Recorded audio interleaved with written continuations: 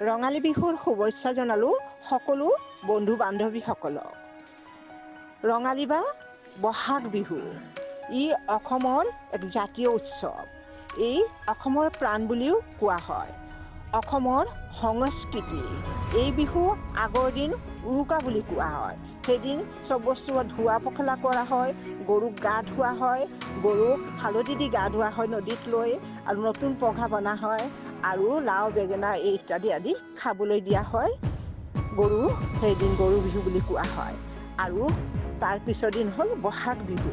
সেইদিন ঘৰত নানা ধৰণৰ তিল পিঠা, নানা ধৰণৰ পিঠা লাড়ু এইবোৰ তৈয়াৰী কৰা হয় আৰু সকলো গা পা ধুই খাবলৈ দিয়া হয়। ডাঙৰে সৰুক চেনেহৰ উপহাৰ দিয়ে গামোচা স্বৰূপে, আৰু সৰুৱে ডাঙৰক সন্মান কৰে। সেইদিন এই বিহু বৰ আনন্দৰে যায় গোটেই দিনটো। গধূলি যুৱক যুৱতীসকলে ঢোল পেঁপা গগনা লৈ হুঁচৰি গাবলৈ ওলাই যায়, আৰু এই হুঁচৰিৰ আৱাজৰ গোটেই মেদিনা কঁপিব লগায়, আৰু লগে লগে প্ৰাকৃতিও নাচিব ধৰে। কপৌ ফুল অপূৰ্ব সুন্দৰ হৈ ফুলি থাকে, আৰু যুৱক যুৱতীৰ মনত যি কথা থাকে এই বিহুৰ দিনে কৈ দিয়ে। ৰঙালী বিহু ৰঙৰ উৎসৱ।